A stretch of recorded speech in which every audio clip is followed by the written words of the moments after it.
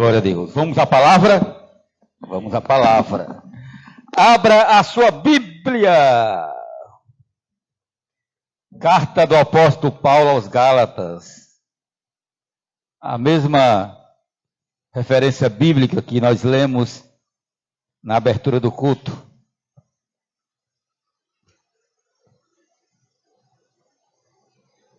Glória a Deus. Capítulo de número 6. Aleluia. Gálatas capítulo 6. Glória a Deus. Todos encontraram? Vamos ler? Versículo de número 14. Apenas o versículo 14. Longe, porém, esteja de mim gloriar-me, a não ser na cruz de nosso Senhor Jesus Cristo, pela qual o mundo está crucificado para mim e eu para o mundo. Palavras ditas pelo apóstolo Paulo. Curva a sua fronte e vamos orar. Espírito Santo, mais uma vez nos encontramos na tua presença. Eu me encontro mais uma vez diante da maior de todas as responsabilidades que um ser humano, que o homem pode ter na face da terra, que é de transmitir a tua palavra. A tua palavra que é poderosa. A tua palavra que transforma vidas. Nós somos testemunhas do poder desta palavra. Então fala nessa noite aos nossos corações. Usa-me com graça, com sabedoria, com entendimento. Reconheço a minha pequenez diante da grandiosidade da tua palavra. Por isso que humildemente eu te peço, usa-me. Para que o teu nome seja glorificado nesta noite, em nome de Jesus.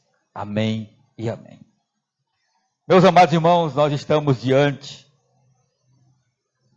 de uma das mais significativas declarações daquele que é tido como o maior de todos os bandeirantes, o maior de todos os apóstolos. Não que ele desejasse tais títulos, né? Porque se você for acompanhar as saudações do apóstolo Paulo, nas 12 cartas escritas por ele, na maioria delas ele se apresentava como servo. Mas Paulo foi, sem dúvida alguma, sem desmerecer os demais, ao longo da história do cristianismo, o maior evangelizador, a pessoa que Deus mais usou com graça e sabedoria. E diante de todo esse currículo do apóstolo Paulo, um homem que teve uma conversão extraordinária a caminho de Damasco, e um homem que, enquanto viveu, ele se deixou ser gasto, ser usado por Deus. Homem a quem Deus usava na palavra, tanto na palavra falada quanto na escrita. Um homem de testemunho vivo. Um homem a quem Deus usava como instrumento para curar.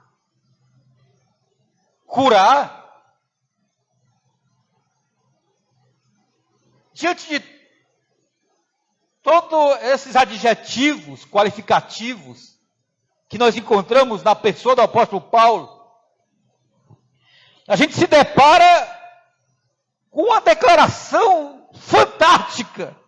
Ele diz que eu, apóstolo Paulo, o Paulinho, Paulo, eu me glorio, eu me alegro, eu me completo na cruz de Cristo. Tem um homem que poderia se vangloriar de muitas coisas, é esse aqui. Se tem um homem na Bíblia Sagrada, um personagem bíblico, que poderia advogar para si elogios, seria o apóstolo Paulo. Não seria unanimidade, porque ninguém é unanimidade nesse mundo, nem Jesus foi. Mas sem dúvida alguma, o apóstolo Paulo, muitas pessoas tirariam o chapéu para ele, admitiriam e reconheceriam que Deus estava com ele, que Deus estava nele, que o Espírito Santo estava nele, e que tudo aquilo que ele colocava as mãos, tudo aquilo que ele fazia, de fato, era Deus na vida daquele homem. Ele poderia se vangloriar, mas ele abre mão e diz: se eu tiver que me vangloriar, eu me vanglorio na cruz de Cristo. Ele poderia se gloriar na sua educação. Paulo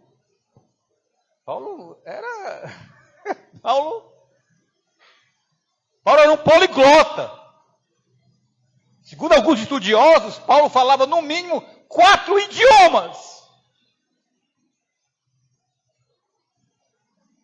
Paulo foi aluno, foi talmidim, foi discípulo de Gamaliel. Paulo poderia muito bem se vangloriar da sua cidadania. Ele era romano. Sabe lá o que é ter um título de cidadão romano naquela época, onde o maior império de Roma dominava quase uma boa parte do mundo?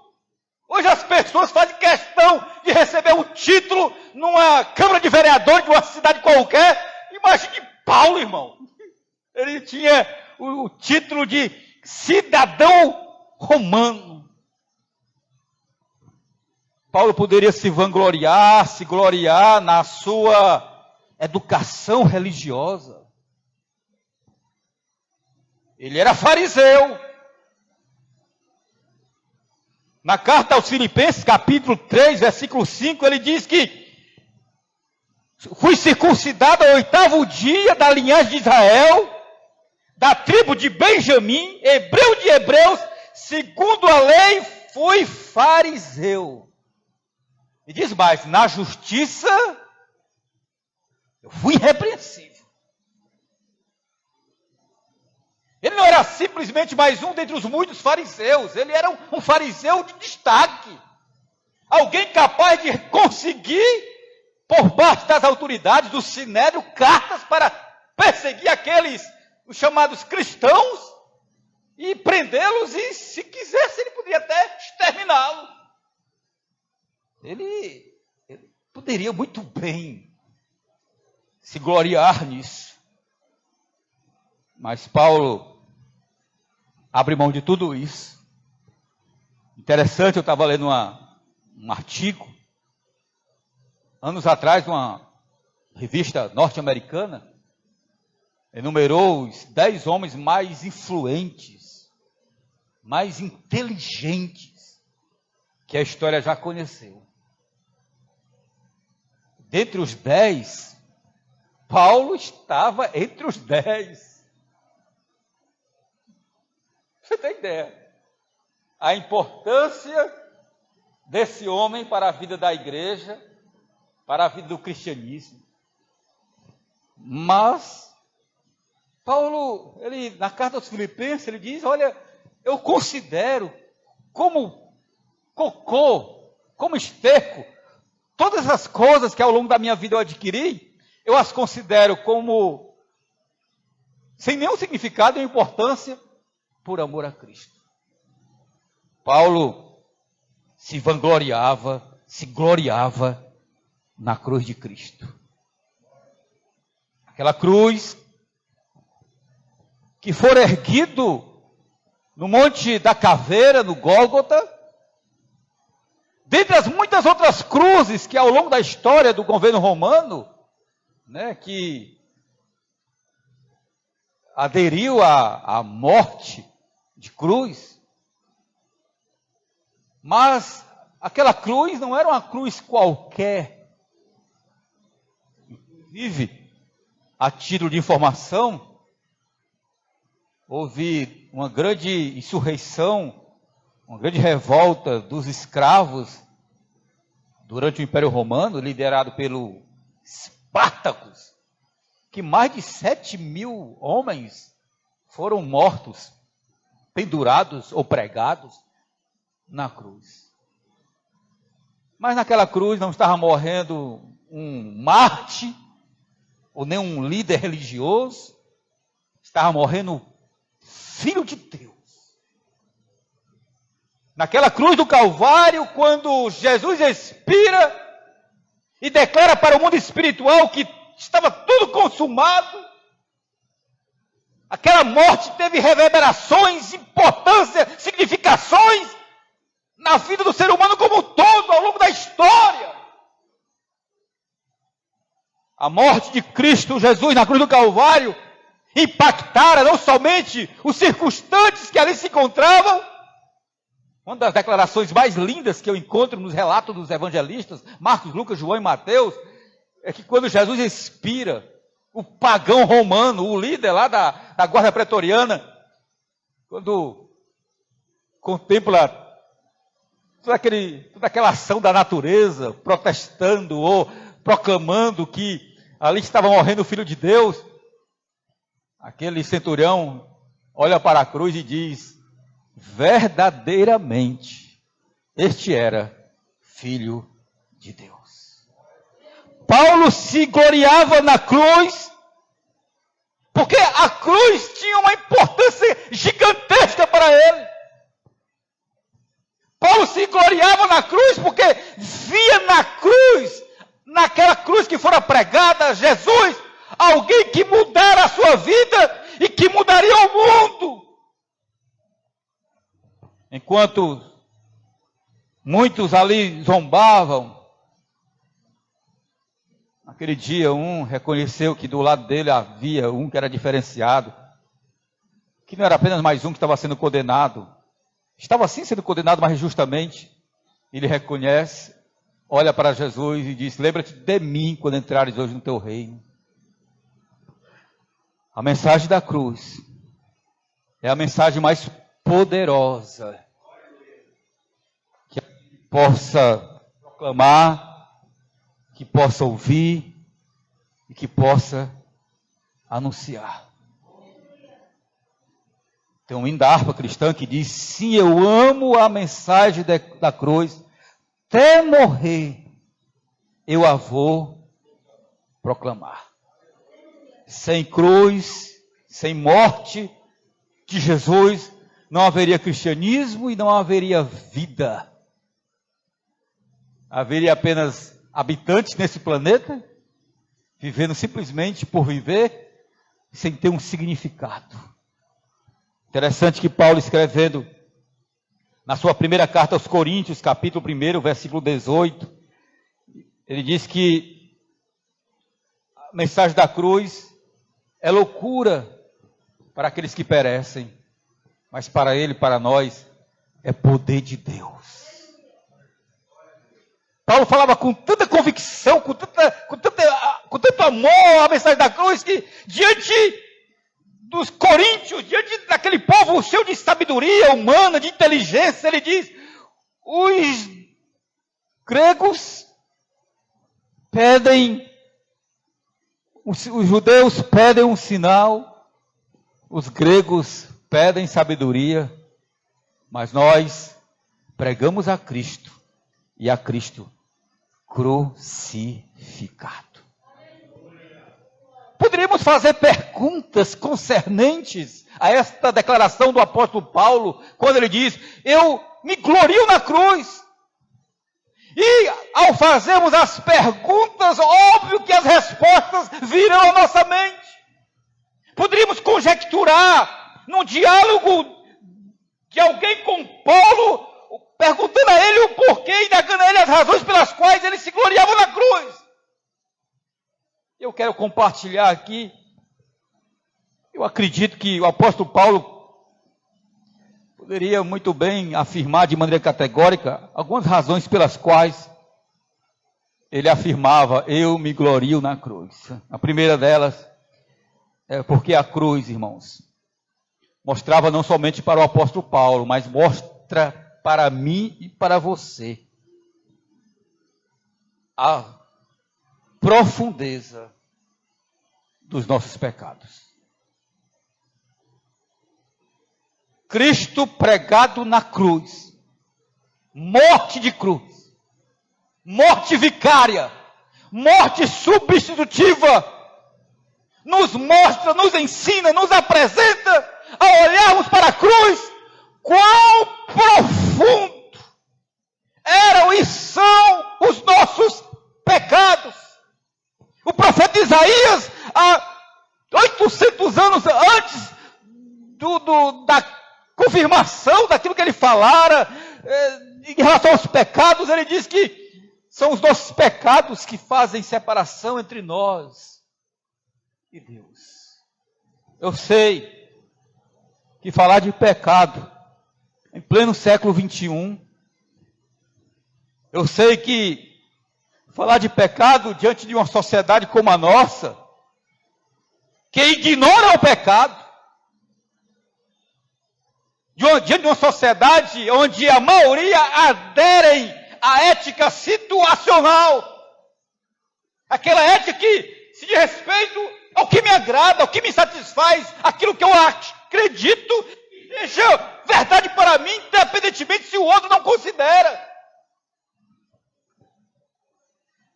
Interessante, hoje eu fiz questão de ouvir, eu sou o cara que eu gosto de pesquisar, acredito que a Sheila deva lembrar, o Antônio também, mas em 1979, houve uma novela chamada Pecado Capital.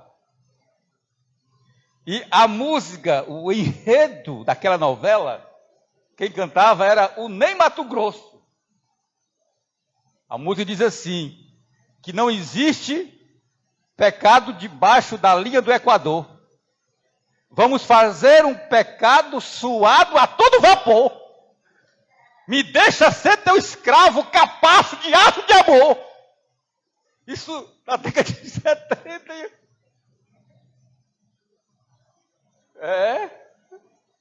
Que era um incentivo a você aderir a uma doutrina já secular, que na época dos gregos, dos filósofos gregos, eles ensinavam a questão do hedonismo. O hedonismo pregava que para que você seja uma pessoa feliz, se faz necessário que você faça tudo aquilo que a sua carne, que a sua alma deseja. É o hedonismo, a entrega aos prazeres da carne.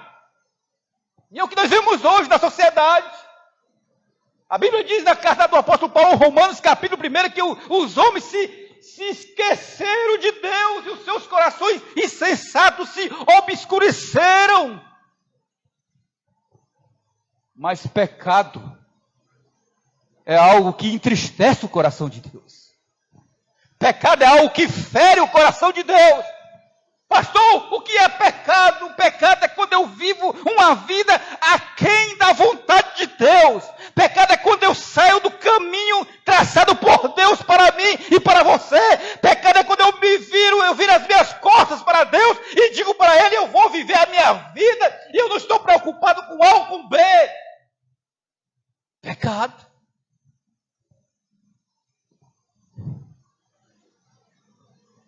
Eu sei que diante de toda essa secularização, de toda essa esvaziez do ser humano de Deus, Ele vai perdendo essa sensibilidade. Mas se você quer, se nós queremos ter uma noção de quanto nós somos pecadores, é só nós olharmos para a cruz. Naquela cruz, alguém morreu por amor a mim e a você, para que nós fôssemos libertos do pecado.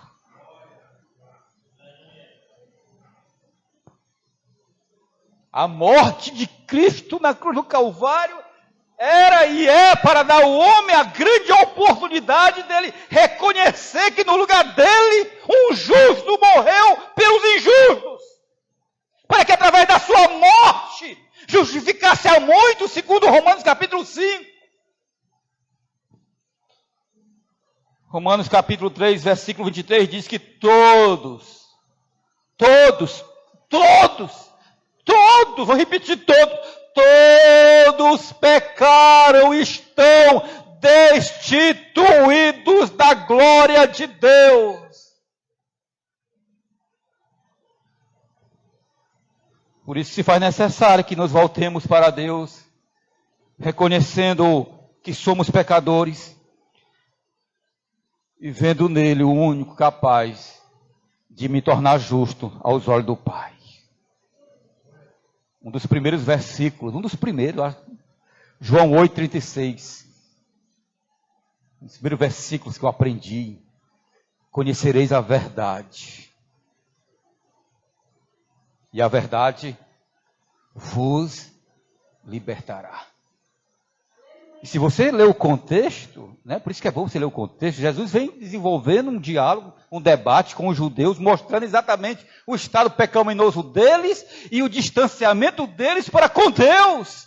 E se os mesmos quisessem se voltar para Deus, seria necessário reconhecer a palavra, a verdade, para que eles fossem libertos e passassem, sim, de fato, viver uma vida agradável aos olhos de Deus. Todas as vezes, guarde isso. Todas as vezes, quando eu me disponho a viver uma vida tão somente para a realização dos meus desejos e prazeres, em busca da minha felicidade, eu estou me voltando contra Deus. Porque o pecado, o âmago do pecado é esse egoísmo, essa centralização do eu. É tirar Deus do centro e se colocar no lugar de Deus. É o que os filósofos chamam do egocentrismo. O pecado nos mostra quão profundo nós estamos distante de Deus. A cruz nos mostra quão profundos são nossos pecados diante de Deus.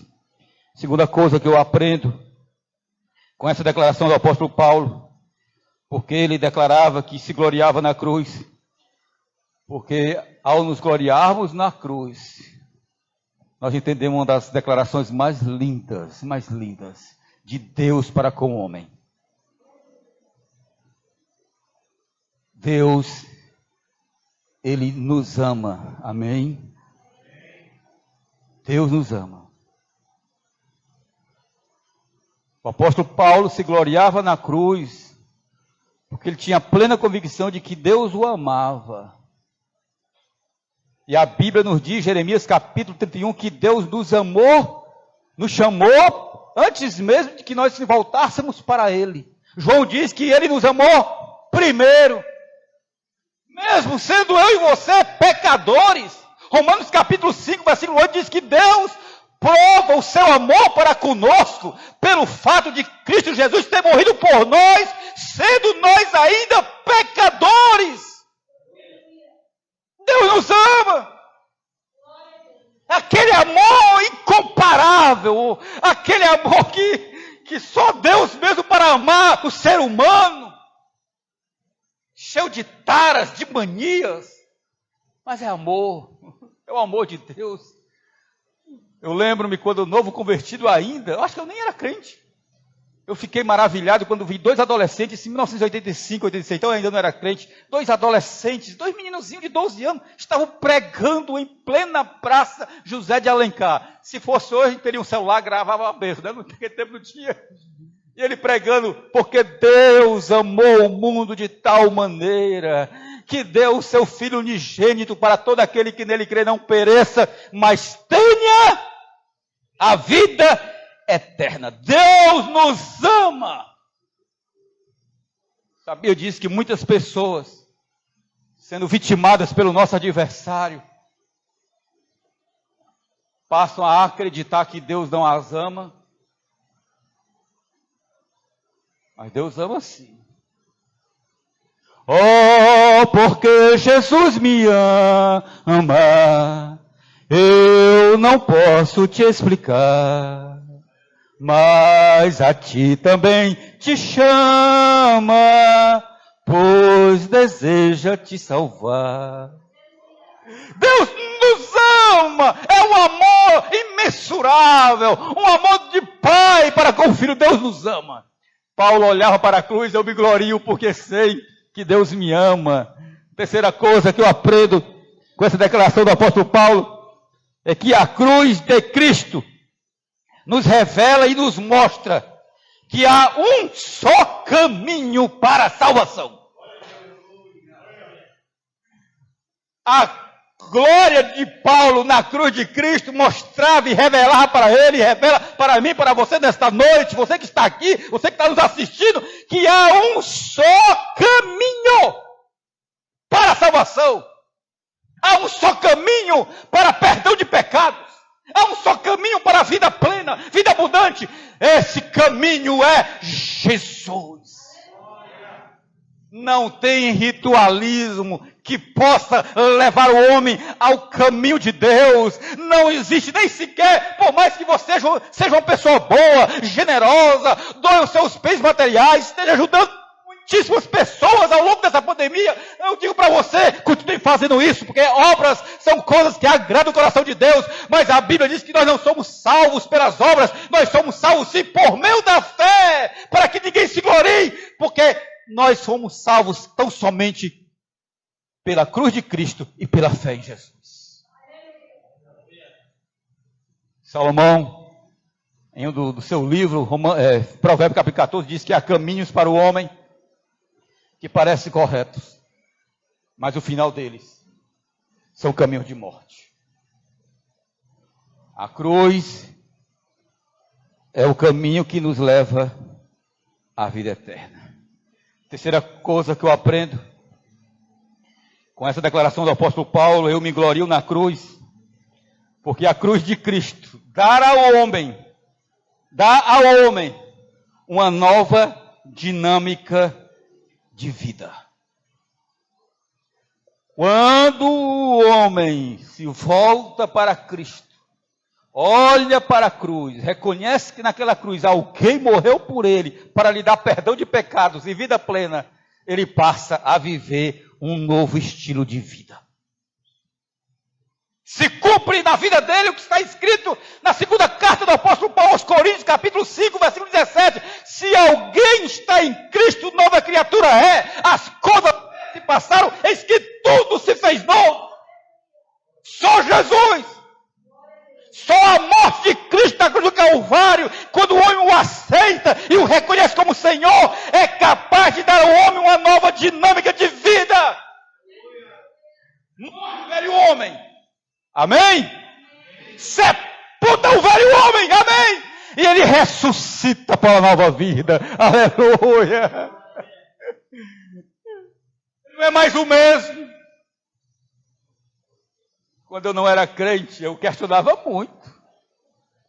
Porque eu estava vendo meus amigos se convertendo. Aí eu dizia, cabra desse.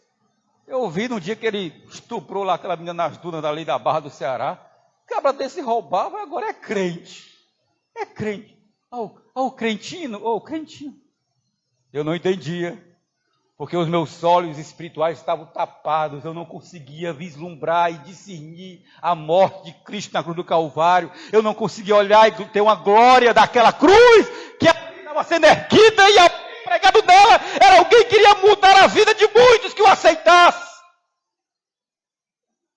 Eu lembro-me que me encontrei com um deles, de Bíblia na mão, e disse, eu não acredito, não. Todos menos ele, não acredito. Ele olhou para mim, Supra! Eu era conhecido como Supra, lá na Barra do Ceará também. Eu agora sou de Jesus. Aí eu disse, a enganar outro, viu? A enganar outro. A mim você não engana, não. Um ano depois, lá estava o Supra, de Bíblia na mão, o crente tem mais emoção, de Bíblia na mão, subir naquelas dunas, indo para a igreja, de Bíblia na mão, glorificando ao Senhor em pleno domingão.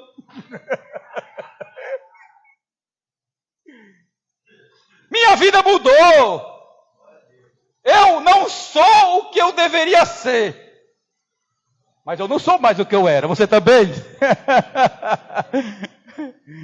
Eu ainda não sou aquilo que Deus gostaria que eu fosse. Mas quando Deus olha para mim, e receba essa palavra com amor nessa noite. Quando Deus olha para mim e para você, Ele vê Jesus na minha vida e na sua vida. Porque você o reconheceu como Senhor e Salvador. É por isso que agora você é uma nova mulher, você é um novo homem, você é uma nova moça, um novo rapaz. Você tem uma nova dinâmica de vida. Você não saiu de religião. Religião não leva ninguém. Embora a palavra em si, religar, religião latim, é religar o homem com Deus, mas eu não falo dessa religião morta, sem vida. Eu falo de vida com Deus. De pessoas que tiveram encontro com Jesus e foram transformados pelo poder da palavra que sai dos seus lábios. E está aqui hoje a palavra de Deus. O Evangelho é poder de Deus para a salvação de todo aquele que nele crê. Mudou a vida da mulher samaritana. Mudou ou não mudou? Mudou. De uma ex-prostituta samaritana passou a ser uma missionária do Senhor Jesus. Quem se encontra com Jesus tem sua vida mudada. Quem de fato tem um encontro com Jesus, a vida dele é mudada para todo sempre. Que diga Zaqueu, ladrão. 171 de primeira categoria. É quando se encontra com Jesus. Senhor, eu defraudei e eu vou devolver 4 vezes mais que eu tirei injustamente do povo. Quem se encontra com Jesus deixa as redes e passa agora a ser não mais pescador de peixe, mas pescadores de homens. Dá uma nova dinâmica de vida. Eu não sei você, mas eu tenho certeza que eu não saberia viver hoje se não fosse a vida que eu vivo agora na presença de Deus. Eu não saberia. Eu não trocaria a minha vida que eu tenho hoje pela vida que eu tinha antes de ter um encontro com Jesus, antes de reconhecê-lo como Senhor e Salvador da minha vida. Eu não troco. Você trocaria? Você trocaria?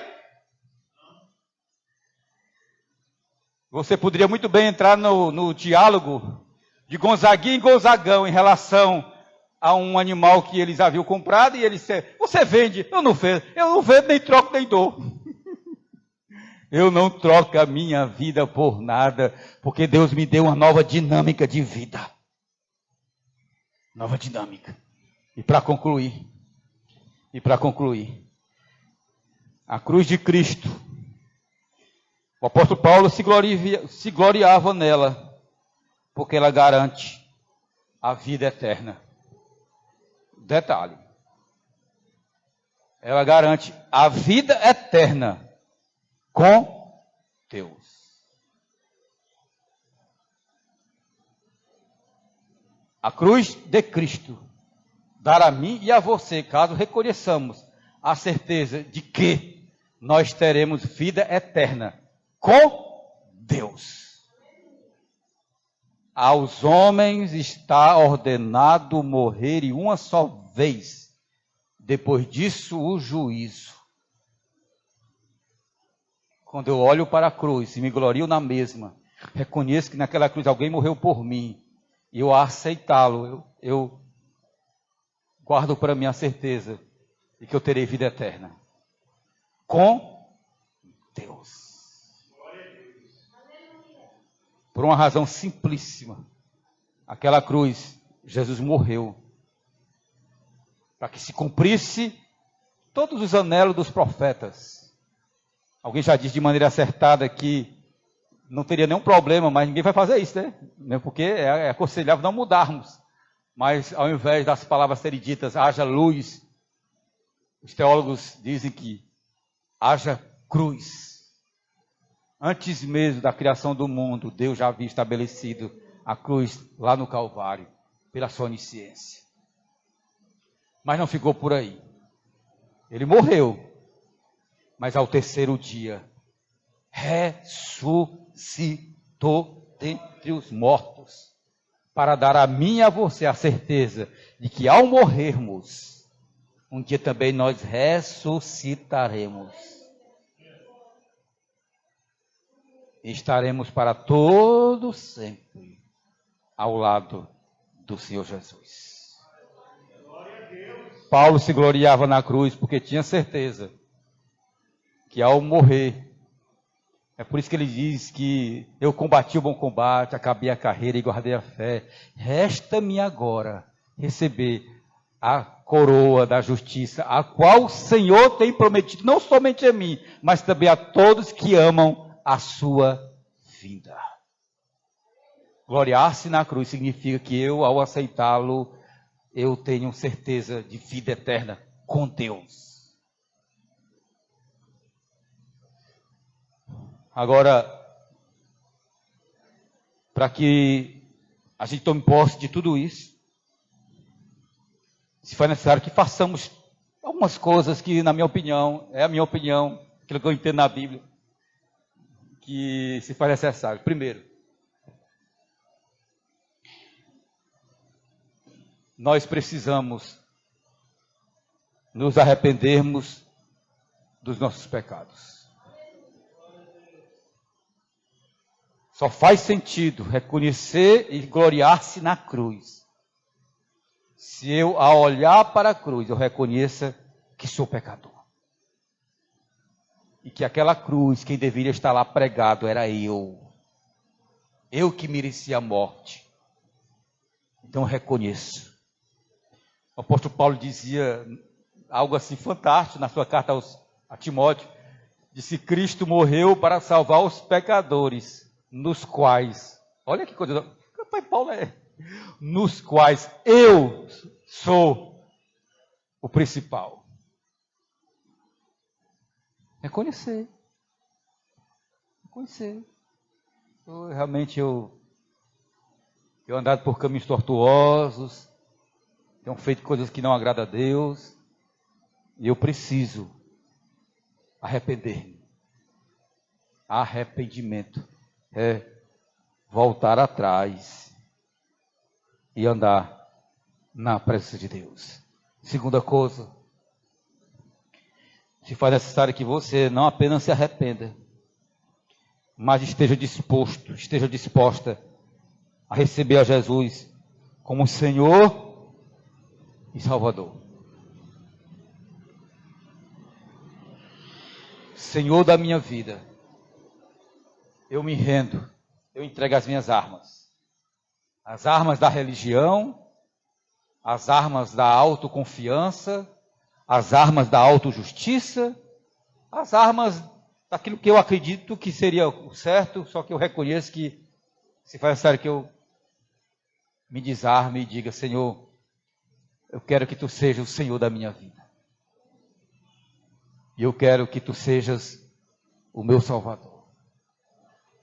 Porque o apóstolo Pedro escrevendo, ele não, né? Ele falou e Lucas escreveu, Atos capítulo 4, que debaixo do céu e acima dos céus não há um nome pela qual devamos ser salvos, senão o nome de Jesus Cristo. Ele é Senhor. Deixa de ser escravo do pecado. Deixa de ter Satanás como teu Senhor e se volta para o único Senhor, que é Jesus Cristo. E para concluir, você não apenas reconhece que é pecador, que é pecadora, você não apenas aceita o seu senhorio e o vê como Salvador, mas você tem que estar disposto a segui-lo até a morte. Não é fácil ser crente.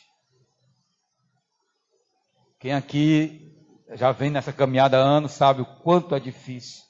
as lutas, as privações, as humilhações, as desavenças que nós enfrentamos com algumas pessoas e principalmente os embates internos, espirituais, existenciais que conflituamos com a nossa alma, com a nossa carne. Mas vale a pena seguir a Jesus até a morte. Ele diz ser fiel até 2021, depois do Covid. Ser fiel até a morte. E eu dar-te-ei a coroa. Oh, glória! E eu dar-te-ei a coroa da vida. Está chegando a hora. E para concluir, eu vou contar uma pequena história para ilustrar essa pequena reflexão. Essa história aconteceu ali nas regiões da Arábia. E os irmãos sabem que alguns desses povos que residem na Arábia,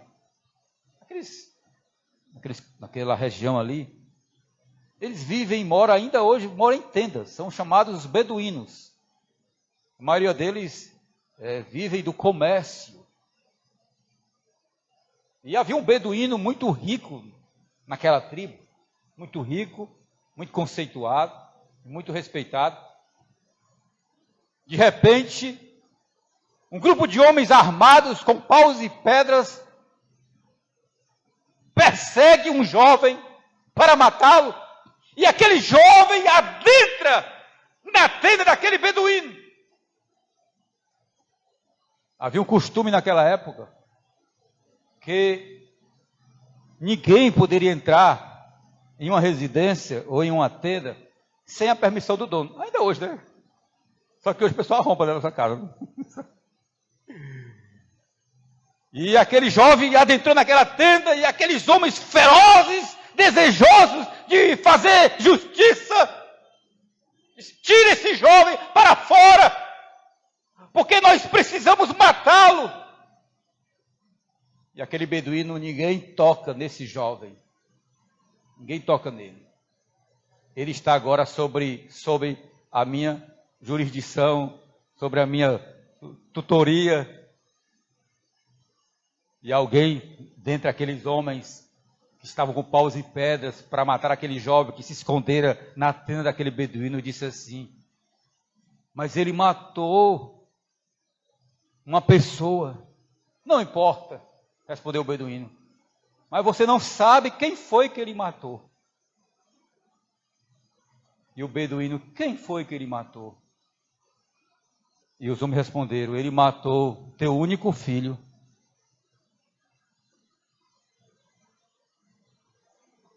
Teu único filho, herdeiro de todas as tuas riquezas. Ao que o beduíno pegou aquele jovem, o abraçou, chorou e disse: pois a partir de agora, eu faço dele meu filho. Ele será agora herdeiro de todas as minhas coisas.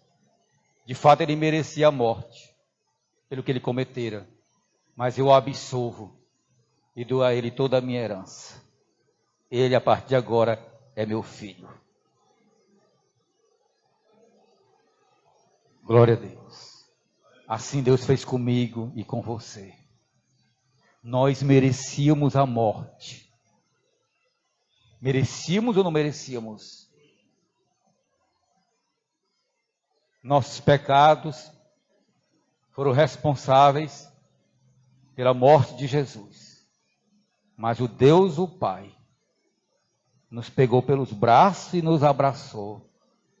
Disse: meu filho morreu, mas agora eu abraço vocês como meus filhos. É por isso que a Bíblia nos diz que nós somos abençoados, Efésios capítulo 1, por Deus com toda sorte de bênçãos. Esse é o amor de Deus. Curva a sua cabeça. Você que está nos ouvindo, nos acompanhando através do Instagram, do YouTube, você que ouviu essa mensagem, eu não sei se você é crente, não sei se você ainda confessou a Jesus como seu Senhor e Salvador. Mas a mensagem foi ministrada, a mensagem da cruz, a mensagem de salvação.